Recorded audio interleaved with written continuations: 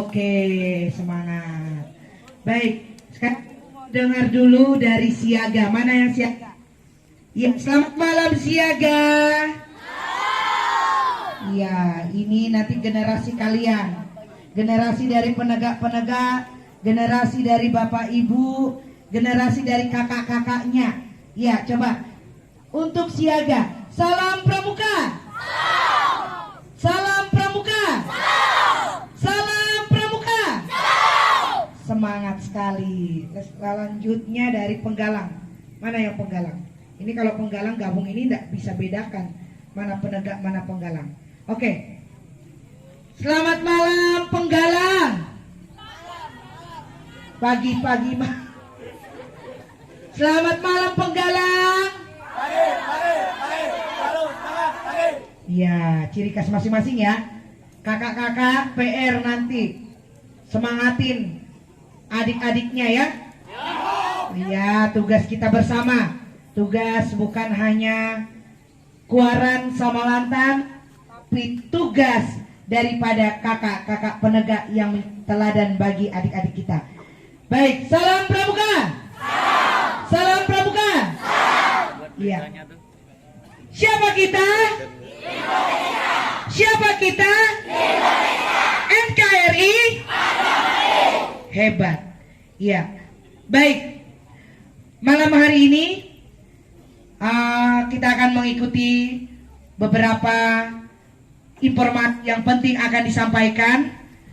Adik-adik, kakak-kakak semua, mari pada saat ini perlulah kita bersama-sama mempelajari, melihat, mengetahui apa yang harus kita pahami pada malam hari ini. Dan untuk mengawali daripada kegiatan kita pada saat ini, mari kita berdoa sejenak untuk mempersiapkan diri kita masuk dalam kegiatan yang akan kita ikuti bersama. Baik, dengan sikap doa sesuai agama dan kepercayaan masing-masing, marilah kita berdoa menurut agama dan kepercayaan kita masing-masing. Dimulai.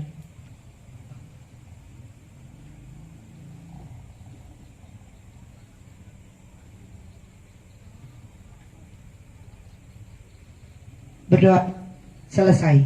Oke. Baik. Ada pengarahan dari kakak panitia atau dari kakak Kuaran? Duduk ya. Bagaimana kak? Arahkan cara duduknya semuanya kak. Iya. Untuk Kak Tito mana? Iya. Silakan untuk arahkan bagaimana formasi yang akan kita lakukan. Silakan. Nah, kasih contoh itu.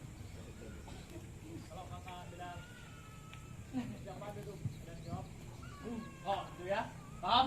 Iya, paham. Persiapan, duduk. Silang, kakinya silang yang kanan dimajukan. Kanan dimajukan ke sebelah, silang ke kiri. Iya, disilakan. Ulangi kak, pakai mikrofonnya kak. Pakai mikrofon. Persiapan, duduk.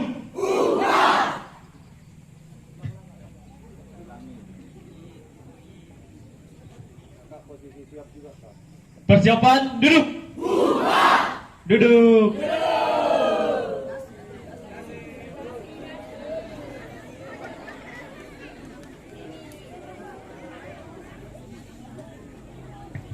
Baik, kita langsung atau ada arahan dari kakak Kuaran? Langsung ya. Baik, halo. Hai. Takut enggak pada malam hari ini? Iya, dengan hormat Bapak. Iya Pak Armin ya. Iya, bisa berdiri di tengah. Iya. Siapa yang berani? Kalau kakak udah panggil yang ini, siapa yang berani? Kok adem ya? Berani? Kenapa? Coba, kenapa kalian lalu diem? Kakak panggilkan yang ini, kenapa diem? Coba kakak panggilkan Kak Anton. Kemari. Kak Anton, kemari. Kira-kira heboh enggak yang ini kalau lihat Kak Anton nih? Coba Kak Anton. Ya. dua orang yang sama, laki-laki pula, gantengnya sama. Sini Kak. Ya, bilang ganteng di sini kita semua kan kakak-kakak. Iya. Nah, kok beda? Yang di sebelah kanan bagaimana? Polisi ganteng. Kalau yang di sebelah kiri bagaimana suaranya? Cantik. Iya. Apakah karena seragam? Tidak ya.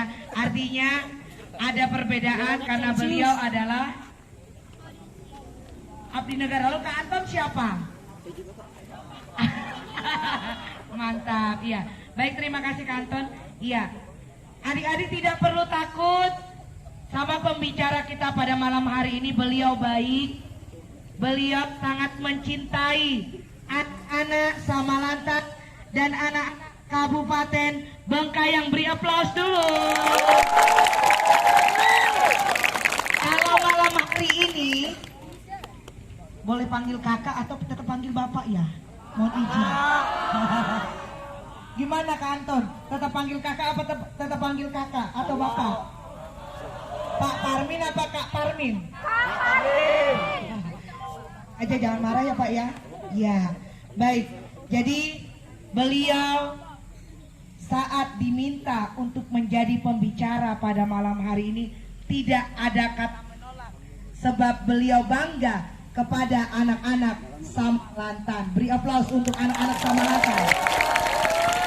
Ya, baik, untuk itu tidak memperpanjang waktu bicara, kakak akan serahkan kepada Pak Parmin yang dalam hal ini akan menyampaikan beberapa materi yang penting bagi kita semua. Siapa kita? Indonesia. Siapa kita? Indonesia. NKRI. Bebas, silakan Pak. Terima kasih atas waktu dan kesempatannya. Kami sambil duduk bisa tepuk tangan.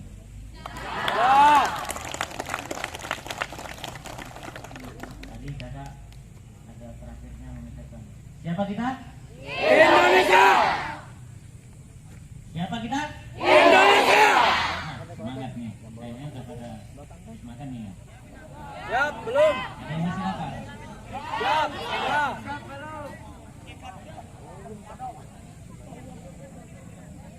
Ini selamat malam Hadir. Tadi pertama-tama kakak Kak Elvi itu mengatakan siapa takut? Ada yang takut ya emang? Saya tidak gigit kok. Ya, saya tidak gigit ya, tenang ya, aman.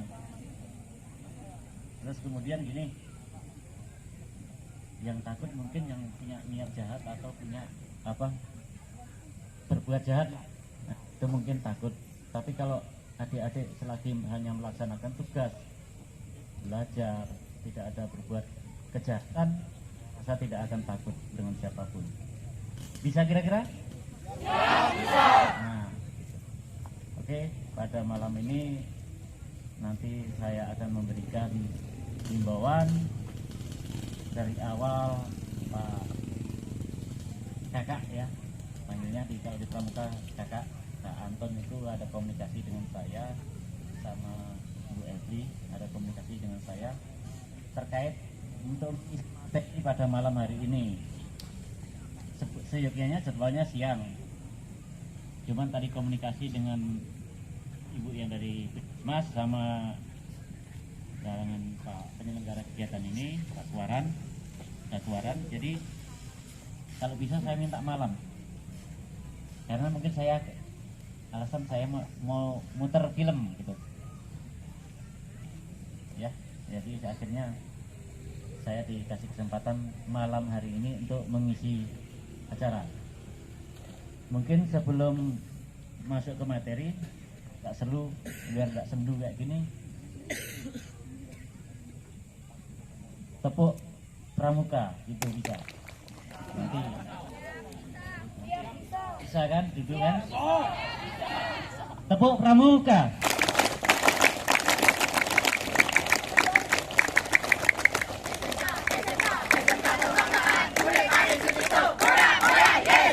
Ya, aneka ragam nih.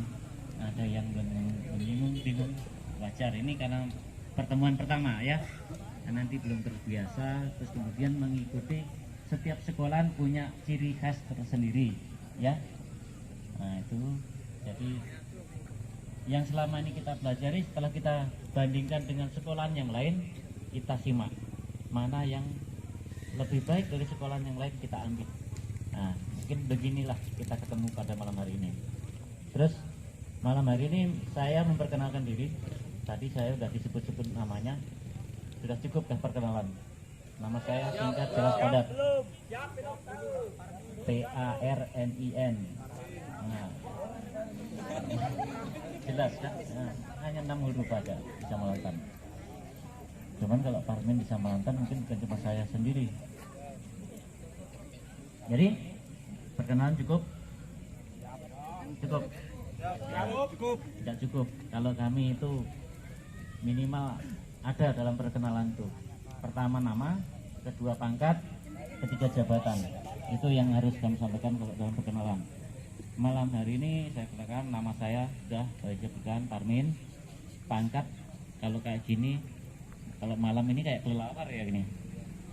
Dan kelelawar satu ini Aida, Ajun Inspektur Polisi tingkat 2. Ya, Aida.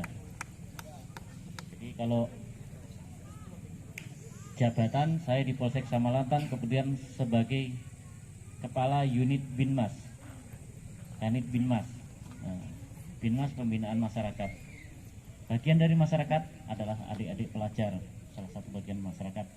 Berarti di situ ada tanggung jawab saya, tanggung jawab jabatan saya untuk memberikan pembinaan kepada adik-adik.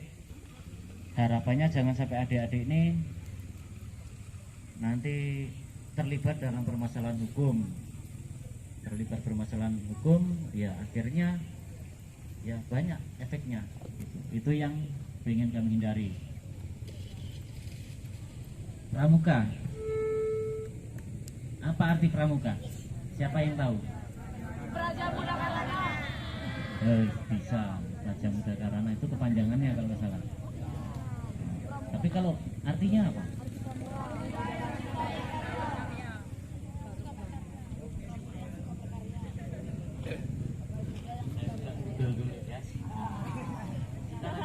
Tanyanya sama Mbak Google, nggak bisa, tanyanya Mbak Google. Nanti cari panduan, buka ke YouTube, betul nggak? Nah, cuman kami ingatkan dalam kaitannya penggunaan media sosial pada kasus seperti itu. Nah nanti masuk imbauan, kita menyimak informasi, kita mencari informasi itu kita sumber narasumbernya, ya sumbernya. Kira-kira sumber abal-abal atau sumber itu kredibel dan bisa dipertanggungjawabkan. Ya, jangan sampai apalagi kita menerima ada informasi tapi tidak jelas, tidak terang, terus kemudian akhirnya kita ikut nyebarkan. Nah itu nanti kita bermasalah. Nanti kita masuk ke materi di situ. Ini ada 3 materi. Yang pertama ada tentang narkotika. Yang kedua ada tentang lalu lintas. Yang ketiga UU ITE, informasi transaksi elektronik terkait penggunaan media massa, media sosial. Kira-kira milih yang mana? Hah? Ada 3, milih 2 ya. Nah, ada 3 milih 2. Cukup kah? Kenapa tidak dipilih semua? Nah, pilih semua ya. Jadi gini, kalau kami polisi ini, kalau bicara itu cenderung tidak enak. Kalau polisi ini bicaranya cenderung tidak enak. Dan polisi ini siapa memang bagaimana ya? Soalnya mungkin dibilang orang resek.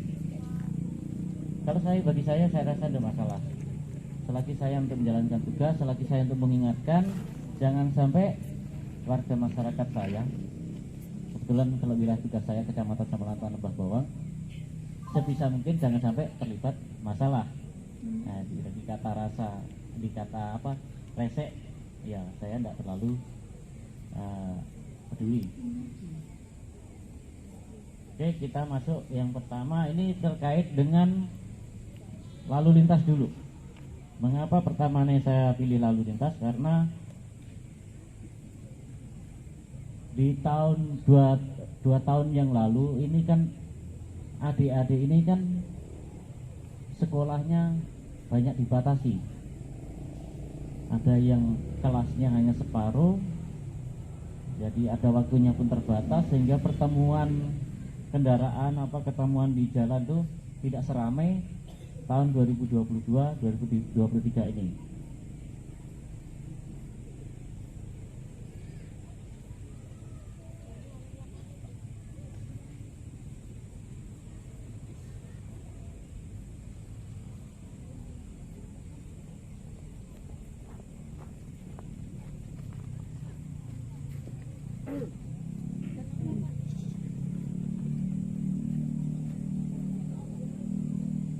Nah, ini mati ya? Gimana kakak? Oh, ada ahlinya. Minta bantu kak.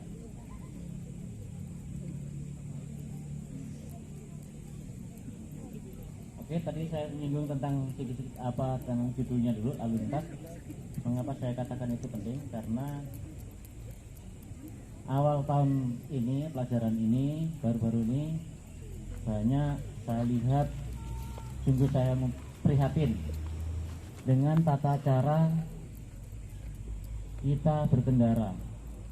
Baik terkadang orang yang, mohon maaf kalau ini saya sampaikan, orang yang tua, bahkan banyaknya adik-adik, apalagi yang SMP, baru dikasih motor baru sama orang tuanya. Nah, sekali megang gas itu kayaknya gas itu tidak ada istilah fullnya. Nah, terus saja ditariknya, bahkan dengan gaya-gayanya ada kali yang saya perhatikan tuh. Ya, jadi nanti saya cerita, karena nanti kalau terjadi sesuatu laka lantas, kecelakaan lalu lintas atau tabrakan atau jatuh sendiri, pastinya itu sangat merugikan. Bisa merugikan diri sendiri, bisa juga orang lain. Kalau tingkat adik-adik ini biarpun jatuh sendiri ini pastinya merugikan orang lain. Mengapa? Sepeda, belum tentu sepeda motornya sendiri kan. Nah, entah pinjem, entah sepeda orang tua, entah siapa, rusak. Nah, udah kerugian itu. Tuh. Nah, ini ya perkenalan tadi ya, itu background polsek kita, mungkin sudah bolak-balik dilewati.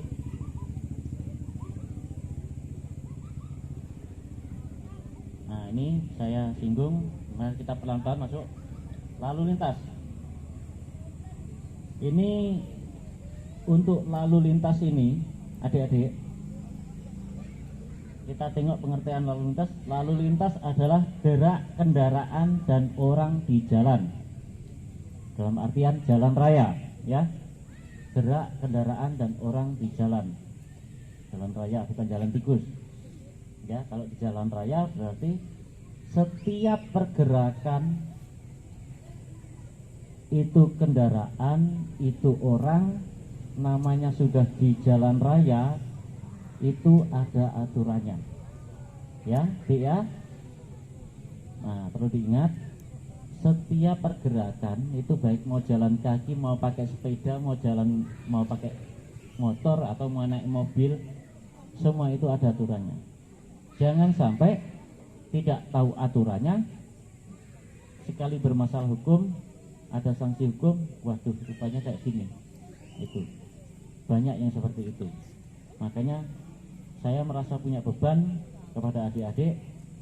Saya harus memberikan materi untuk tata tertib berlalu lintas kepada adik-adik. Itu.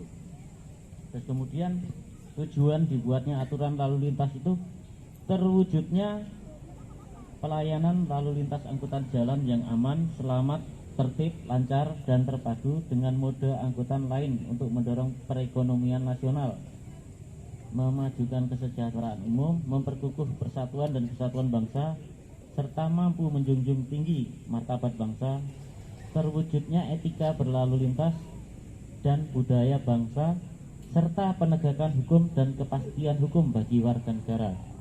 Panjang ya tujuannya, itu banyak. Ini bahasa potongan dari undang-undang banyak. Nah, ini sekarang kita bicara tentang hak dan kewajiban pengguna jalan. Jadi pengguna jalan itu siapa? Ada yang tahu siapa? Bisa sebutkan pengguna jalan? Contoh apa? Pengemudi kendaraan, pejalan kaki,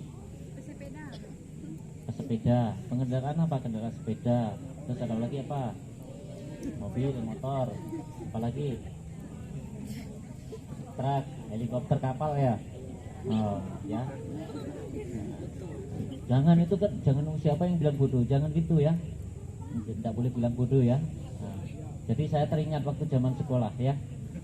Kalau ada yang kita punya pendapat, tetapi kita punya alasan, ya betul nih, saya dikasih tahu sama guru bahasa Indonesia saya waktu SMP. Jadi jangan mengatakan orang itu bodoh.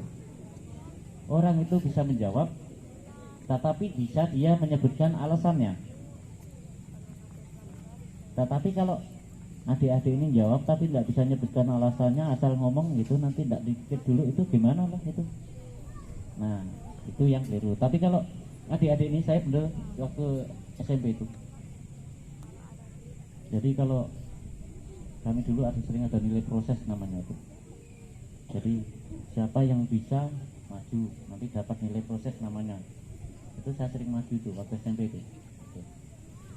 Jadi adik-adik ini saya ajari untuk belajar mengemukakan pendapat tetapi punya dasar, ya, berani menyampaikan sesuatu, unek-uneknya hatinya, tetapi punya dasar.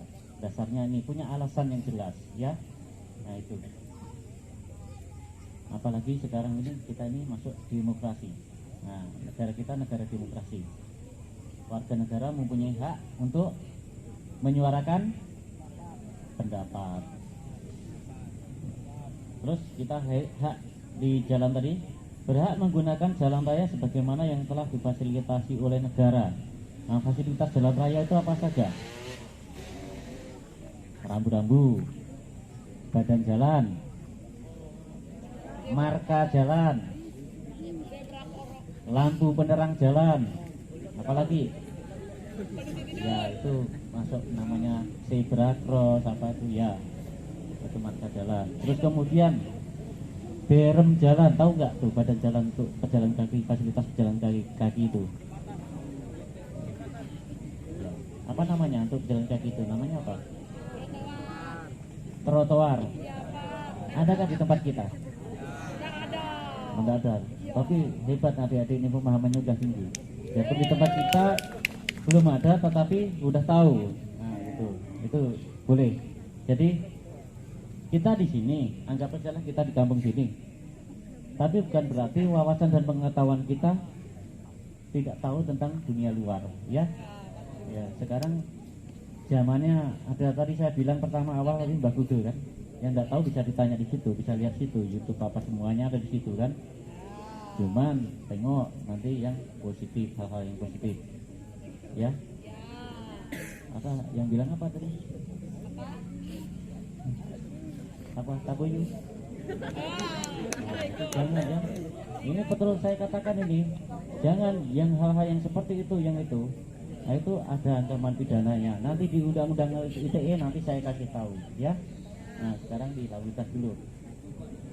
Nah, ini terus kemudian mendapatkan pelayanan yang memuaskan dalam berlalu lintas. Pelayanan contohnya apa? Apabila terjadi kecelakaan, wajib mendapatkan pelayanan. Pertama dari siapa? Kalau kaitannya dengan kesehatan. Nah, terus otomatis medis, ya, pelayanan medis, bisa rumah sakit, bisa puskesmas gitu. Terus kemudian kalau ke dukun nggak diatur dalam undang-undang, ya. Nah, kalau terus kemudian kalau dari polisi, penanganan hukumnya itu haknya. Terus kemudian kalau jasara harja, ada yang pernah dengar jasara harja? Apa Apa itu? Nggak tahu. Siap bisa tahu. Nah, siapa ada yang tahu? Tahu siap. Nah, jadi ada yang tahu. Apa? Jadi orang seringnya mengatakan jasara harja. Apa itu? Itu adalah kumpulan dari sumbangan wajib dana kecelakaan lalu lintas jalan, ya. Jadi setiap kendaraan yang membayar pajak itu di situ kalau untuk sepeda motor ada tulisannya ada nominalnya 35.000. Itulah yang tulisan SWD KLLJ. Nah, itu pentingnya membayar pajak dan mengasuransikan kendaraan yang dikemudikan, menghasilkan akibat dari orang yang tertabrak akibat kendaraan yang dioperasikan. Jasara harja, asuransi jasara harja sifatnya asuransi cicilan. Ada yang pernah dapat asuransi jasara harja? Saya tidak mengharapkan adik-adik ya. Nah, itu. Nah, kalau ada kata yang kalau dapat mati dong. Berapa nilainya? Iya betul. Nah, berapa nilainya? Kalau 60 juta, 10 jutanya siapa yang nombok?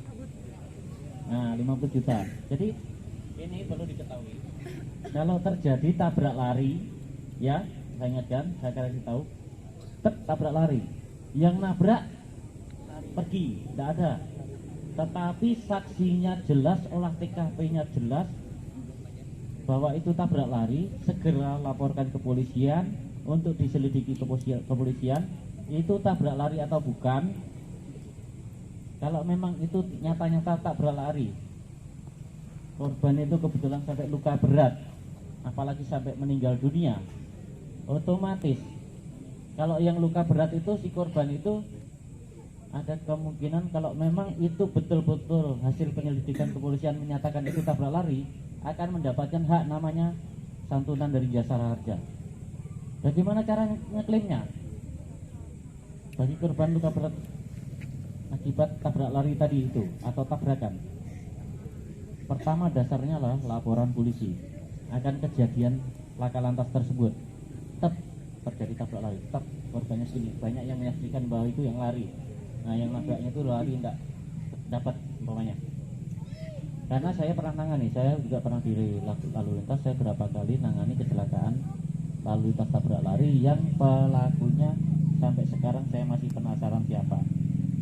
Ya, tapi kewajiban kami membantu dari ahli warisnya, setelah kami tinggal waktu itu, membantu dari ahli warisnya untuk mendapatkan santunan. Tuh. Jadi begitu ada tabrak lari seperti itu, lapor ke polisi, terus kemudian yang bersangkutan kalau memang sampai luka berat dibawa ke rumah sakit ya, karena nanti tidak semua instansi kesehatan itu ada kerjasamanya dengan jasara harja.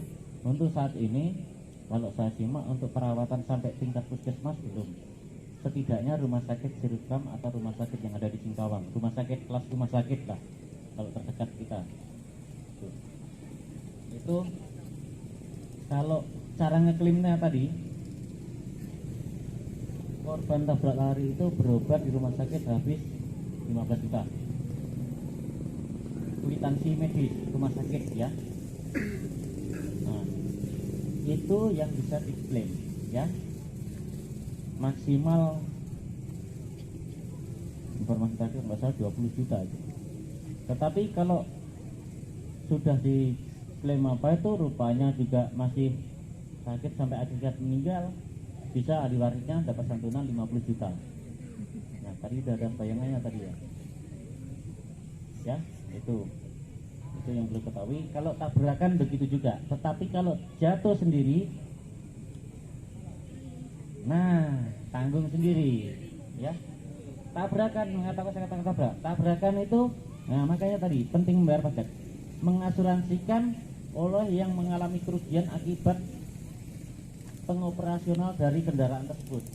Ini kendaraan A, dikemudikan si B, nabrak si C.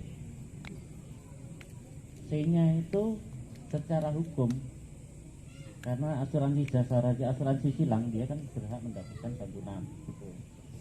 Oke. Itu pelayanan ya. Terus kemudian kewajiban lagi. Kewajiban pengguna jalan wajib mematuhi perintah yang diberikan oleh petugas kepolisian negara Republik Indonesia di jalan. Tadi pasti adik-adik ada yang menyimak. Jadi pada saat saya menjaga jalan, yang adik-adik habis upacara, beberapa kendaraan sudah kami kasih kode. Bahkan muda-muda mungkin adik-adik pun kenal itu. Sudah kasih kode berhenti, ini rame loh. Mbak ya berhenti. Masih nerajam, masih ngotot dia maju. Berarti mungkin kalian tidak punya rem kali ya. Nah, tapi kalau saya tengok bukan karena tidak punya rem, memang tidak ada niat untuk ngerem. Dan kalau itu sampai menabrak yang orang banyak itu kan bisa berakibat fatal gitu. Tuh. Terus kemudian wajib menggunakan kendaraan dengan wajar dan penuh konsentrasi. Nah, ini ada yang biasa minum arak, minum apa, obat, obat yang siap tangkat, minum arak. Itu jadi gini, banyak saya pengalaman, saya banyak ikut di lalu lintas, saya nangani korban kecelakaan lalu lintas yang berawal dari nyucuk minum. Tahu bahasa kita nyucuk kan? Dia nyucuk tidak terkendali, dia yang nyucuk oke lah nyucuk. Tapi kalau memang tidak terkendali, ngapain dia paksakan untuk berkendara di jalan? Nah, akhirnya apa yang terjadi? Pengalaman saya di lalu lintas dulu, saya sering nangani dengan berbagai kondisi yang diakibatkan dari pengaruh minuman keras tadi. Terus kemudian wajib mencegah hal-hal yang dapat membahayakan keamanan dan keselamatan lalu lintas atau dapat menimbulkan kerusakan jalan, ya. Ini wajib mematuhi ketentuan dan peraturan lalu lintas yang berlaku, menghargai sesama pengguna jalan.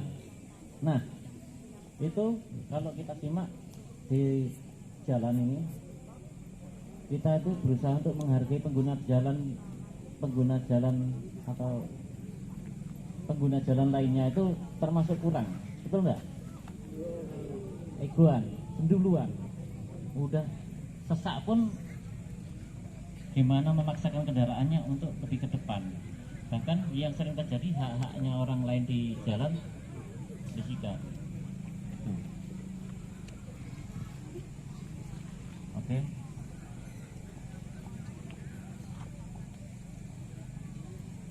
Jadi kayaknya kalau kelamaan di sini pada bosan nih.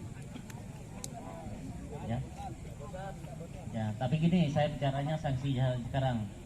Ya cepat, ya. Kendaraan bermotor ini Undang-Undang Nomor 22 Tahun 2009 Pasal 57 ayat 1 dan 2 wajib dilengkapi dengan perlengkapan seperti kaca, spion, klakson, lampu sen, rem, lampu rem dan lain-lain. Kemudian wajib memakai helm standar SNI. Ya. Ini yang ayat 2 nih. Perlu adik-adik ketahui, kesadaran kita dalam menggunakan helm saat berkendara di jalan itu termasuk masih kurang. Betul apa tidak? Dari sekian pengguna jalan yang melintas di daerah kita, banyak tidak menggunakan helm dengan alasan dekat ya Pak. Betul enggak? Tapi kira-kira perbuatan itu betul apa tidak? Betul. Yang nampaknya betul belum tentu betul ya. Jadi gini, pengalaman juga saya kebetulan lama di lalu lintas, saya 11 tahun 2 bulan. Saya pernah menangani berbagai kondisi korban kecelakaan. Ada yang begini, ada yang begitu, ada yang ini. Bahkan saya juga pernah berkomunikasi dengan menit-menit akhir lah orang sebelum dipanggil, sebelum menghadap sama Yang Maha Kuasa. Luka akibat kecelakaan lalu lintas di jalan itu sungguh sangat menyedihkan. Kalau kondisi saya sendiri, kalau lihat foto saya megangi barang-barang itu, sekali saya lihat mual, muntah. Tapi kalau waktu nangani saya biasa saja. Mengapa saya katakan saya biasa saja? Karena prinsip saya adalah mengurus kalau yang sudah jadi jenazah, menolong bagi yang masih hidup gitu. Terus kemudian nanti ada yang penakut ya, lihat gambar-gambar gitu. Kalau enggak bisa, nanti silahkan geser ya. Nanti boleh membelakangi kamera lah, membelakangi apa, layar mungkin begini ya.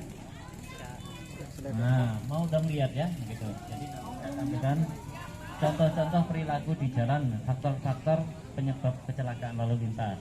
Gitu. Terus kemudian, sekarang tahu enggak syarat mengemudikan kendaraan bermotor di jalan itu apa saja? Siapa yang tahu? Siapa yang bisa jawab? Nah, coba tampil ke depan.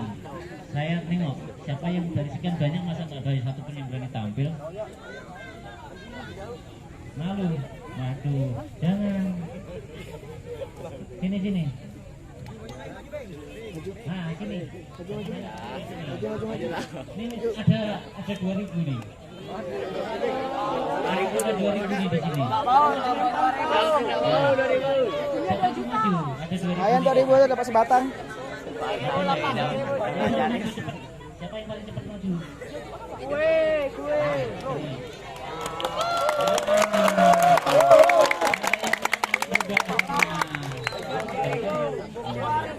Foto 2000. Saya punya 2000, enggak apa-apa ya? Jadi kita tadi pertanyaannya, di antara adik-adik ini ada enggak tahu syarat-syarat mengemudikan kendaraan bermotor di jalan? Anggap aja lah sepeda motor. Nah, syaratnya apa? Kamu bacakan. Pakai helm.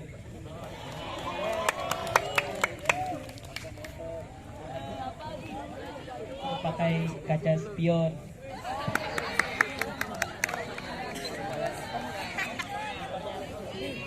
SIM NK.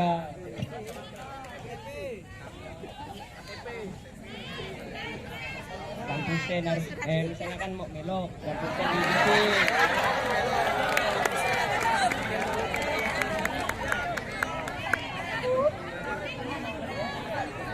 Oh.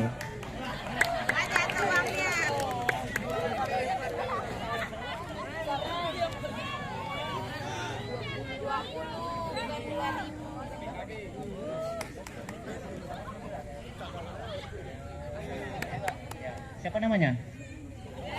Hah? Oh, gugup. Baru 2000 ke salah keambil 20 aja gugup. Nah, Julfi. Nah, tepuk tangan untuk Julfi ya. Silakan kembali ke tempat. Jadi gini, saya sampaikan kepada adik-adik. Adik-adik ini pelajar, ya. Saya ceritakan saya dulu pelajar. Saya minta adik-adik ini dari awal untuk berani menyampaikan pendapat, tetapi punya dasar. Di antara sekian banyak yang syarat-syarat yang disebutkan, memang betul, walaupun kadang-kadang itu masih berlaku. Ini ya, pertamanya yang mengudikan contoh ya sepeda motor ya. Saya yakin di sini kalaupun ada, enggak tahu 10 ada enggak dari sekian, termasuk kakak-kakaknya nih. Ya kak, betul enggak? Belum punya kan SIM? Siapa yang sudah punya? Hah? Oh, ada yang protes, bapak memang punya. Oh, ada saya. Nah, ada. Ini lalu saya yang dirazia nih sama pramuka nih. Wah, itulah mana buktinya lah ya. Waduh, zaman sekarang itu udah susah lah ya. Anak-anak pramuka merazia polisi lagi.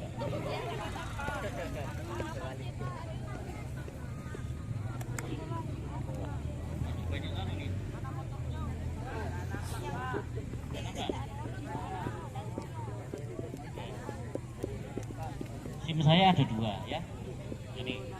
Ini bentuknya SIM tapi enggak nampak ya. Ini dompet nampaknya tebal tapi isinya banyak nih kartu-kartu nih. Ada kartu anggota, KTP, SIM aja 2, BPJS, banyak kartu-kartu ya. Jadi gini, SIM surat izin mengemudi. Syarat mengemudikan kendaraan di jalan itu pertama ya memiliki SIM. Berarti bagaimana dengan pengemudi yang tidak memiliki SIM? Bisakah itu dikatakan pengemudi ilegal? Iya, bisa. Karena judulnya kan ada izinnya.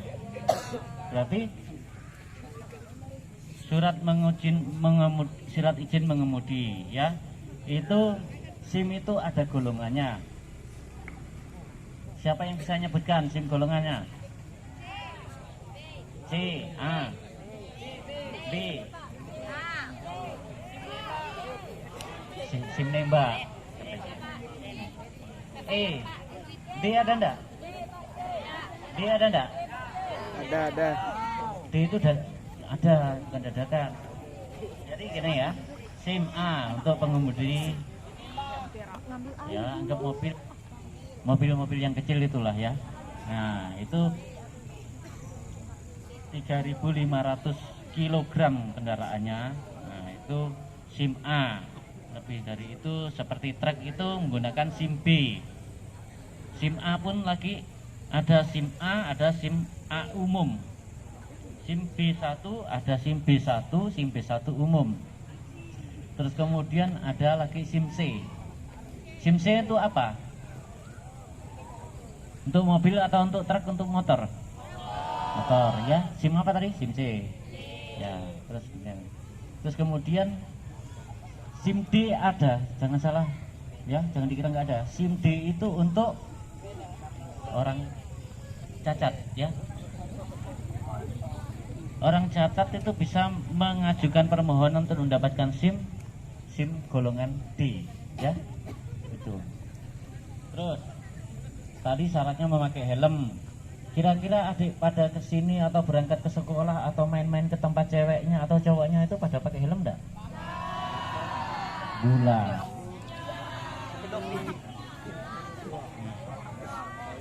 Ini yang sering gula nih. Ya. Jadi gini. Saya ceritakan helm tadi itu pentingnya penggunaan helm. Saya puas nangani kecelakaan, saya sendiri juga pernah kecelakaan. Enggak pakai helm. Bahkan tragis, lawan tabrak truk saya meninggal di tempat.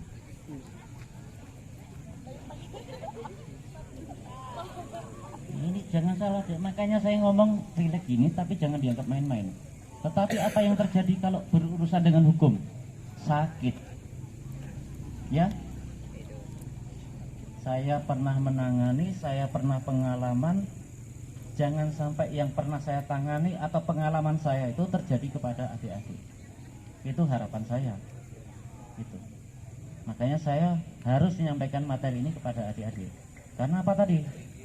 Baru dikasih motor, seakan gas itu tidak akan ada habisnya, ditarik terus ya. Ya, bahkan udah dikasih kode sama polisi untuk pelan-pelan pun masih ngebut. Untung tidak nabrak orang. Kalau nabrak orang, apa yang terjadi? Ya kecelakaan. Apa yang terjadi? Motor rusak, orangnya bisa luka, bahkan bisa sampai meninggal. Maukah itu? Itukah yang kalian inginkan? Tidak. Ya tidak, udah pasti jawabannya tidak. Kalau ditanya, siapa yang mau kecelakaan? Tidak ada. Tapi faktanya, bolak-balik saya nangani kecelakaan lalu lintas. Ya, bahkan bolak-balik kita mendengar tentang peristiwa kecelakaan lalu lintas. Bahkan kemarin mungkin menimpa adik-adik atau kawan-kawan kalian ini.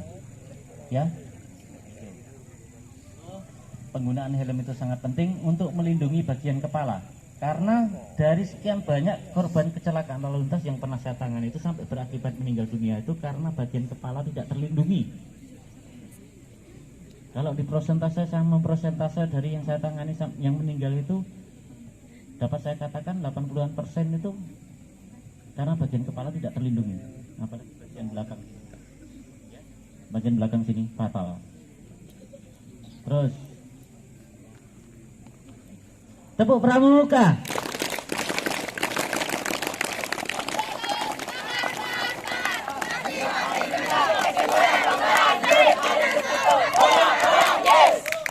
Ya, ada yang ngantuk soalnya.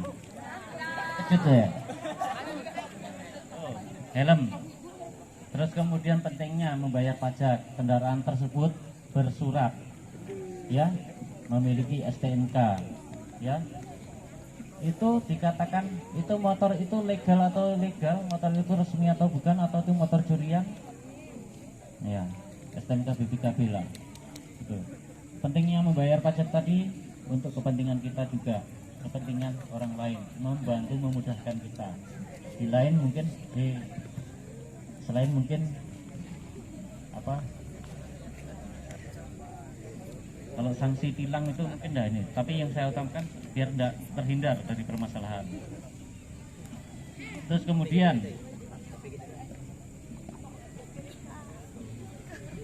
ini dendanya berapa ini? Ada yang nampak nih dari kita? Nggak nampak ya? Itu perlengkapan itu dendanya 250.000 ya. Yang pakai helm standar itu dendanya 250.000. Ya. Jadi apa lebih segitu? Terus kemudian ya? Tidak memiliki SIM. Tidak maksimalnya berapa? 1 juta ya. Ya. Nah, lalu ya. Terus kemudian kendaraan itu sepeda motor roda 2 itu wajib menyalakan lampu di siang hari ya. Masih laju-laju kita pakai motor nanti. Jangan heran kalau siang hari itu udah ketentuan undang-undang. Sepeda motor roda 2 itu kalau siang hari wajib menyalakan lampu. Apalagi malam. Bukan bapak yang laju. Ya. Motornya. Setelan koperasi. Nah ini banyak permasalahan. Pengemudi tidak memiliki SIM, melanggar lampu merah, knalpot racing. Nah ini saya yakin adik-adik ini suka lalu pakai knalpot racing, pikirannya bagus sekali. Gusti itu. Membuat bising tetangga, ya. Kak Gusti itu. Ya Kak. Terus kemudian kecepatan melebihi ambang batas, ugal-ugalan atau balapan liar. Ya. Terus kemudian mengoperasikan handphone sambil mengemudi. Ya. Ini yang sering terjadi. Kita mungkin sering mengalami. Kita pakai sepeda motor, tahu-tahu mendahului, habis itu langsung menepi. Sedangkan kita landai gini. Kira-kira kita terganggu apa tidak? Dia udah hanya mau masuk gang itu pakai dahulu kita langsung. Kita rasanya enggak gitu.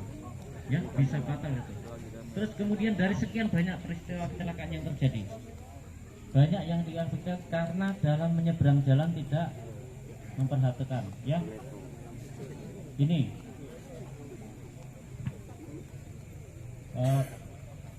menyeberang jalan ini contoh ya, kalau di SMP atau di SMA, kalau pagi lah saya perhatikan ya, saya minta tolong betul-betul perhatikan.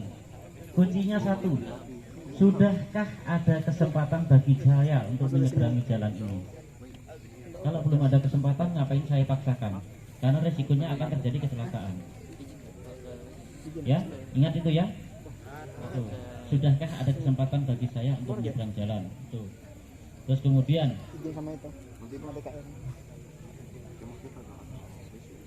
ngobrol sambil bergerombol. Nah nih, yang jalan kaki pulang sekolah bergerombol. Mungkin jalan raya itu mau dipenuhinya kali. Ya, malah mungkin lebih dari ketiga tuh, mau berempat kali pengennya. Sehingga mobil yang di belakang itu biarkan dia sampai macet mengikuti jalan kakinya tuh. Itu rasanya juga memang tidak seperti itu sih. Tapi kalau itu mau diterapkan juga rasanya rawan ya, karena pengguna jalan itu bermacam-macam kepentingannya, ya. Ada memang cepat. Kemudian kalau wilayah kita itu kan jalan antar kabupaten. Ini jalan provinsi ya, menghubungkan dari Bengkayang menuju Singkawang atau sebaliknya. Jadi otomatis perjalanan antar provinsi itu rata-rata orang kendaraannya kecepatannya. Makanya dari itu ya, saya perhatikan sama adik-adik yang pakai sepeda biasa, kadang-kadang lenggak gini. Ya kan? Nah, ada yang tunjuk jari. Enggak apa-apa. Cuman di sini saya kasih tahu. Karena gini. Tadi saya sampaikan kecepatan sini laju-laju datang. Udah kecepatan malah laju, habis itu tiba-tiba ada sepeda hanya gini sedikit ya. Tapi karena kecepatan laju itu kira-kira sempat enggak membalikan sini. Akhirnya apa yang terjadi? Kena singgol, stop. Ya. Saya bukan cerita karena memang saya beberapa kali menangani, ya. Tuh. Terus kemudian, oh ini banyak nih. Udah, nanti bosan adik-adik. Nah, kita tengok nih. Fenomena perilaku lalu lintas. Nampaknya gambarnya nih?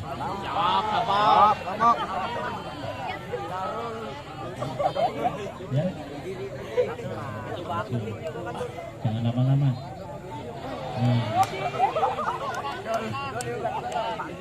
Semalam ini kejadian ini memang semalam saya perhatikan itu itu.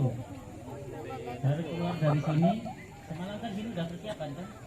Ada yang keluar dari motor dari situ simpang situ, baru keluar dari situ. Aduh, belum pernah nyium aspal lagi. Ya, jemping ya gitu, bahaya ya. Terus kemudian, nah ini juga.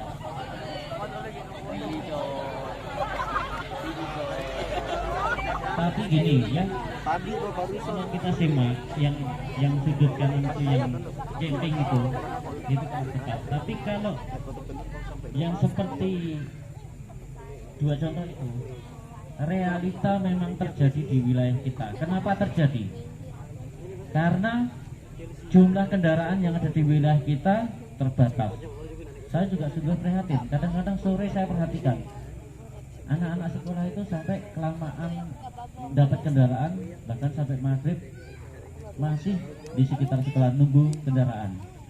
Nah gitu. Jadi memang fenomena itu juga banyak penyebabnya.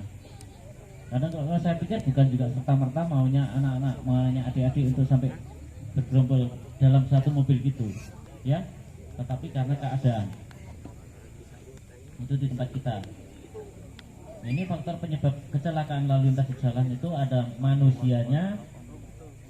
Faktor dari manusianya apa saja contohnya?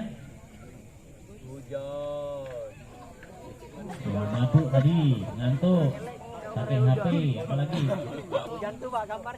Nah, faktor jalan apalagi? Jalan rusak, jalan berlubang, jalan licin, ada tumpahan minyak dan sebagainya. Ya. Faktor kendaraan apa contohnya? Ya, tiba-tiba putus rantai, goyang-goyang. Tapi ada yang rusak kendaraan itu rusak, ya. Atau modifikasi kendaraan yang berlebihan, itu modifikasi kendaraan mengakibatkan dan belum bisa mengakibatkan kecelakaan. Terus kemudian faktor cuaca, contohnya hujan, kabut, asap, apalagi ini kendaraan kempes, manusianya mabuk, ngantuk, nelpon. Nah kita tengok nih, apa yang gambar yang di tengah itu, yang atas, gambar apa itu? Nah, contoh itu ya.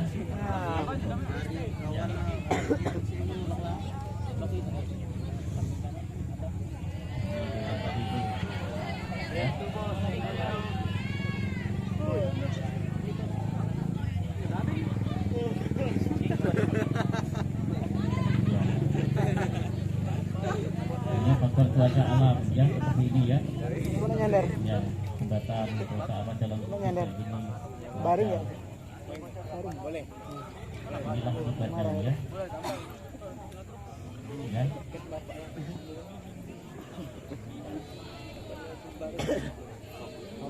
Salah tak baru.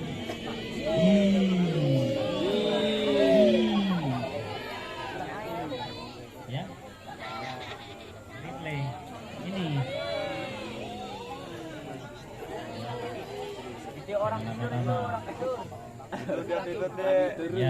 ini kalian ini mungkin lalu kita ikut kita masuk ke materi yang lain. Ini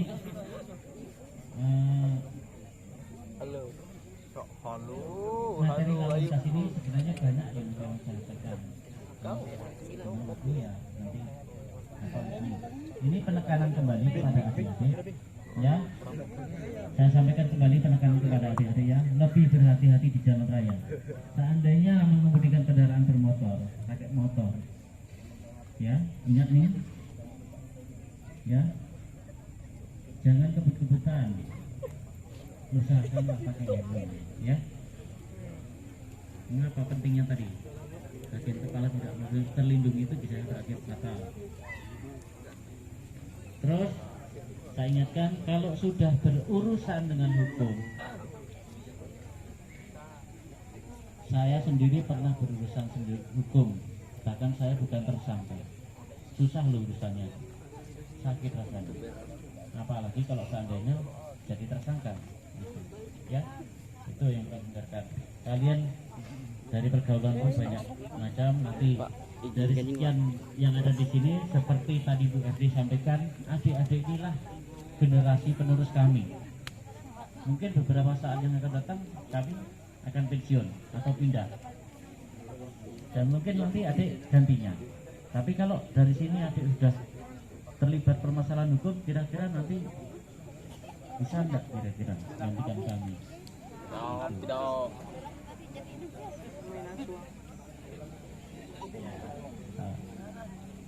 Sekian dan untuk lalu lintas ya.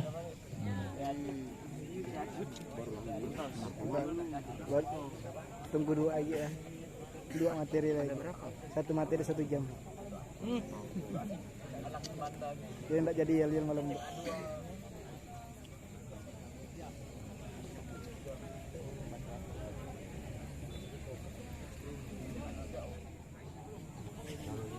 Nangar Bre. Nah, Nagasari. Apalagi? Nah, aduh. Apalagi?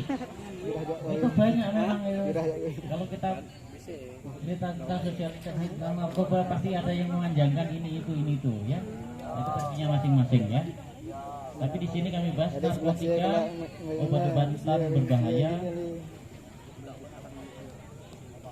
Nah, itu psikotropika dan zat adiktif lainnya, ya.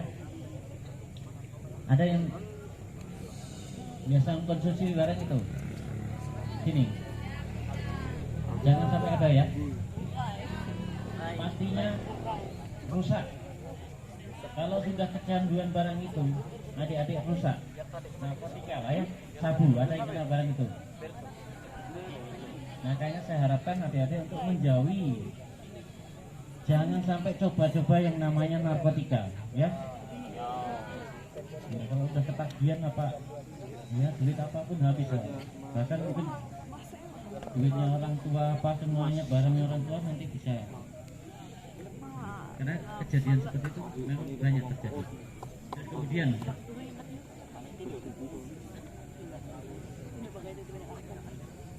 ini jenis-jenis narkotika, singkat saja. Karena gambarnya aja. Ya, ini golongan 1, golongan 2, golongan 3, golongan 4, ya. Golongannya narkotika. Kita tengok gambar aja. Ini penanaman narkotika.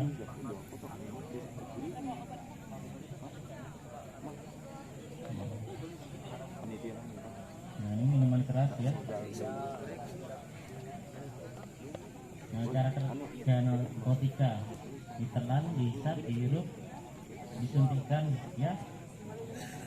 Sistem kerjanya narkotika menurunkan kerja otak, ya, donor, meningkatkan kerja otak, stimulan, meningkatkan daya khayal, ya, halusinogen.